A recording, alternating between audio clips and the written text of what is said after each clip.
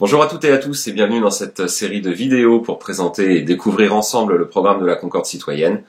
On démarre évidemment par la partie démocratique et plus spécifiquement par la question des référendums, du RIC et de la prise en compte du vote blanc. C'est parti. Alors, on nous demande souvent, est-ce que le programme de la Concorde citoyenne ferait une 6e république pour la France? Alors la question des chiffres nous paraît assez accessoire. La 5e république n'a plus que le nom. L'équilibre des pouvoirs qu'elle avait au départ a été largement modifié. Tout ça ne veut pas dire grand-chose. Nous, ce qu'on veut, c'est retrouver avant tout un équilibre fondamental qu'il y avait au début de la 5e République, et dans lequel le peuple était un pouvoir à part entière. Le pouvoir exécutif pouvait lui adresser des questions régulièrement par référendum. Alors, il peut toujours aujourd'hui, en théorie, mais il ne le fait plus. Alors que c'était une composante très importante pour impliquer le peuple régulièrement sur les questions fondamentales qui le concernent directement. C'est pour cette raison que la Concorde citoyenne propose, par ma voix, par ma candidature à l'élection présidentielle, une série de référendums et bien évidemment l'instauration du RIC. Alors, les référendums peuvent avoir lieu pour différents types de circonstances, à commencer par la signature de traités internationaux. On a vu ces dernières années des traités qui ont été signés, des traités commerciaux, des traités qui engagent la France, par exemple, dans des politiques migratoires, qui ne sont pas passés par le référendum. Nous proposons que tous les traités internationaux soient validés par référendum, que l'avis des Français soit demandé. Évidemment, nous incluons dans notre programme un référendum qui concerne directement l'Union européenne, mais ça, on en parlera dans la vidéo qui traitera exclusivement de ce sujet. Ensuite, on veut que le référendum soit obligatoire pour toute modification de la Constitution. Il n'est pas question que les élus puissent eux-mêmes décider des règles du pouvoir, et donc le peuple doit être le seul maître à bord en matière constitutionnelle.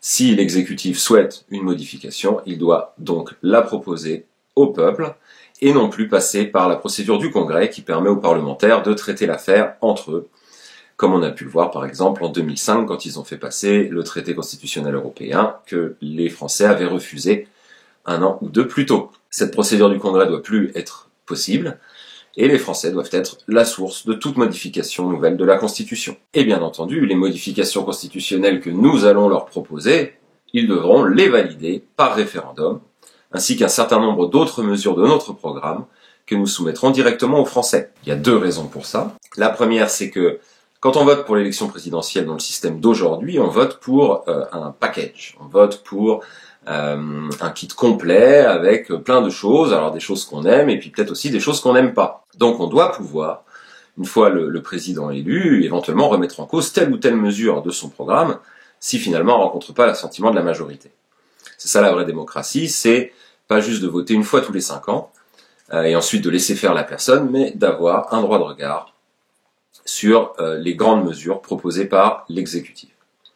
Alors évidemment, il y a les mesures que nous, on va soumettre au référendum, il va y en avoir une dizaine, mais il y a aussi les modifications que le peuple pourra vouloir faire directement par sa propre initiative, et ça, c'est le domaine du RIC. Notre programme inclut le RIC en toute matière, ainsi que le RIC local. Donc pour rentrer un peu dans les détails, il y a le RIC constituant, qui permet au peuple de changer directement des articles de la Constitution avec 1 million de signatures pour la pétition. C'est le chiffre qu'on a choisi. C'est le chiffre qu'on a choisi pour presque tous les RIC, puisque c'est un chiffre symbolique, 1 million. Il y a beaucoup de pétitions qui atteignent 1 million. Dès qu'un sujet commence un peu à faire du buzz autour de lui, il peut atteindre 1 million de signatures.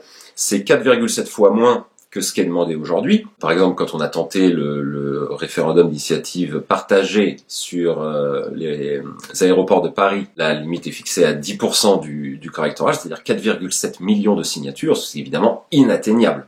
C'est pour ça qu'on propose des RIC à 1 million de signatures, et sans quorum, puisque le quorum a un effet pervers qui est d'inciter les partisans du non à ne pas aller voter. C'est-à-dire que la meilleure manière de voter non est de ne pas aller voter pour invalider le référendum. En fait, c'est un effet pervers qui est totalement antidémocratique.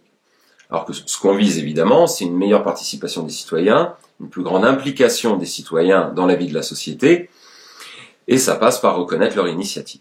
Donc, en matière constitutionnelle, c'est le RIC constituant, mais aussi en matière législative, les citoyens doivent être capables de proposer des nouvelles lois si jamais les parlementaires ou l'exécutif bloquent le système et refusent des lois qui sont pourtant souhaitées par la majorité des Français. Donc tout là encore, 1 million de signatures. Un débat public aussi, qui est une condition essentielle du RIC, sur des médias pluralistes. Donc là, je vous renvoie à la vidéo à paraître sur la partie médias du programme de la Concorde citoyenne. En 3 à 6 mois de médias publics pluralistes où toutes les opinions seront mises en valeur et seront représentées dans les débats. Le RIC législatif donc, mais aussi le RIC abrogatoire, donc si jamais les Français souhaitent supprimer une loi qui ne leur plaît pas, là encore 1 million de signatures, 3 à 6 mois de débat public. Ça ne pourra pas concerner les lois de finances, parce que sinon on ne peut pas légalement payer les fonctionnaires, ce qui est quand même assez gênant, mais ça peut concerner n'importe quelle autre loi, à condition qu'on ait attendu 2 ans après la publication des décrets d'application de la loi en question. Donc quand la loi est votée, c'est pas pour autant qu'elle est appliquée tout de suite. Il y a des décrets d'application qui paraissent, et là il faut donner sa chance à la loi. Si elle a été votée par la représentation nationale, elle peut même avoir été décidée par référendum quelques années plus tôt, mais pour être de toute bonne foi, il faut d'abord lui laisser faire ses preuves. Ensuite, il y a le RIC révocatoire. Le RIC révocatoire doit permettre d'interrompre le mandat d'un élu qu'on jugerait défaillant.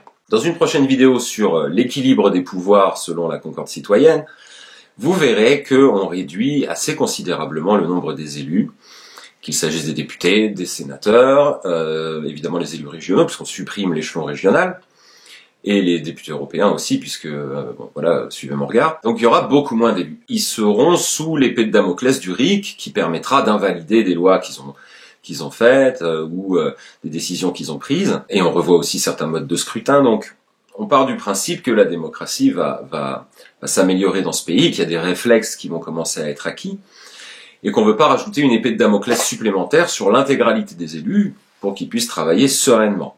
Par contre, la clé de voûte du système politique français étant le président de la République, c'est lui qui est comptable de la politique générale et qui donc doit pouvoir être révoqué en cas de défaillance. Donc, à partir de la mi-mandat du président de la République, un mandat qu'on veut faire revenir au septennat par ailleurs, un référendum révocatoire sera ouvert à la pétition avec là pour le coup 10% du corps électoral, 4,7 millions d'électeurs qui signeraient cette pétition. Il ne faut pas que ce référendum révocatoire soit automatique, il ne faut pas que un seul parti d'opposition se mobilise et que instantanément le référendum ait lieu.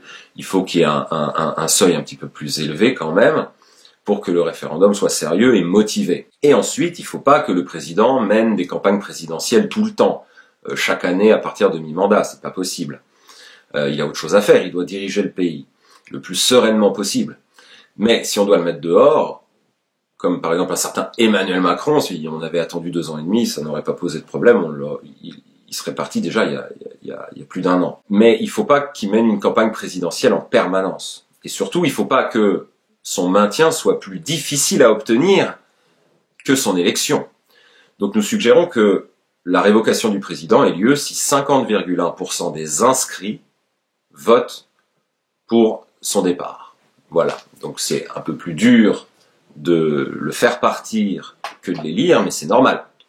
C'est la garantie de la stabilité de l'État. Et on verra dans notre vidéo sur l'équilibre des pouvoirs qu'il faut garantir une certaine stabilité et trouver le bon équilibre pour l'implication populaire et surtout le contrôle des élus. Enfin, un 5e RIC, le RIC local, doit pouvoir être mis en place au niveau soit de la commune, soit du département, sur des questions locales, qui peuvent être des questions de transport, qui peuvent être l'implantation d'un nouveau centre commercial, tout ce qu'on veut, avec 10% du corps électoral qui signerait une pétition sur un échelon particulier. Voilà. Tous ces RIC fonctionneraient de manière semi-automatique, c'est-à-dire si un RIC unique sur un sujet est présenté et signé, atteint le seuil nécessaire pour devenir un véritable référendum, la question sera posée aux Français. Par contre, si 2 ou plusieurs RIC sur un même sujet ou des sujets très connexes sont présentés à peu près en même temps, par différents groupes, groupes sociaux, différents groupes d'intérêt, et qu'ils présentent par exemple différentes versions d'un même problème, et qu'ils atteignent à peu près tous en même temps, dans la même période, le seuil d'1 million, il y a un problème qui va se poser. Est-ce que c'est premier arrivé, premier servi? Est-ce que c'est celui qui a reçu plus de signatures qui passe en premier? On sent bien qu'on s'en sort pas. Ça dépend des sujets. Et en plus, généralement, la meilleure solution est un compromis entre tout ça. Donc il faut une entité qui va gérer les RIC, ne serait-ce que pour les introduire dans un agenda, puisqu'on risque d'avoir peut-être un vote par trimestre où on poserait plusieurs questions aux Français en même temps, pour éviter d'aller voter tous les dimanches évidemment. Et donc il faut définir cet agenda. Le diable est dans les détails, donc on ne peut pas confier ce travail aux élus. C'est pas possible. Donc nous on suggère le tirage au sort d'une commission citoyenne. Alors, on verra le détail de nos commissions citoyennes tirées au sort dans la vidéo sur l'équilibre des pouvoirs. Mais là, juste autorisez-moi à dire que ce serait la commission citoyenne des lois de l'Assemblée nationale, qui serait tirée au sort, et qui, pendant que la commission élue, elle gère le planning de l'Assemblée, les lois, comment on les insère dans un tunnel pour les voter les unes à la suite des autres, la commission citoyenne, elle ferait pareil pour les RIC, et prendrait les RIC validés par le peuple, avec la question telle qu'elle, sans pouvoir la modifier, pour l'insérer dans un agenda.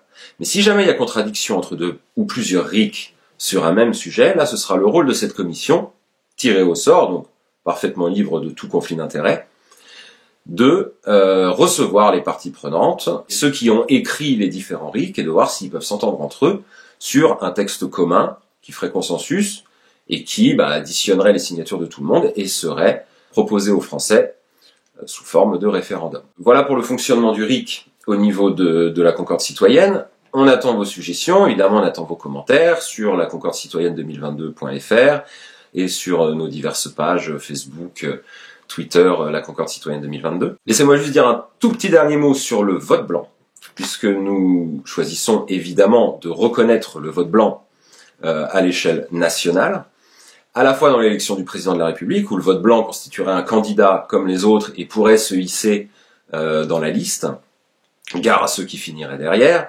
Mais bon, comme on propose un vote au jugement majoritaire pour le président de la République, sûrement qu'il y aura beaucoup moins de votes blancs. Et à l'Assemblée nationale, on le convertit en part de tirage au sort, ce qui fait que ceux qui aiment beaucoup le tirage au sort et ont envie d'envoyer des tirs au sort à l'Assemblée nationale n'auront qu'à voter blanc. Et ceux qui n'ont envie de voter pour personne vraiment, sincèrement, aux élections législatives, en votant blanc, leur vote ne partira pas dans le vide, mais il permettra à quelqu'un d'être tiré au sort à l'Assemblée nationale. Plus de référendums, l'obligation des référendums sur les traités internationaux, sur les modifications de la Constitution, 5 RIC constituants, législatifs, abrogatoires, révocatoires du président de la République et le RIC local, reconnaissance du vote blanc aux élections présidentielles et législatives. Voilà une toute petite partie du programme de la Concorde citoyenne, une partie substantielle de son programme démocratique. Il va falloir encore peut-être 1 ou 2 ou 3 autres vidéos pour dérouler complètement le programme démocratique. Et vous aurez ensuite les vidéos sur le programme justice, économie, fiscalité, agriculture, industrie, monnaie, enseignement, transport, numérique, social, handicap, logement de la Concorde citoyenne 2022. Merci beaucoup pour votre attention. À très bientôt.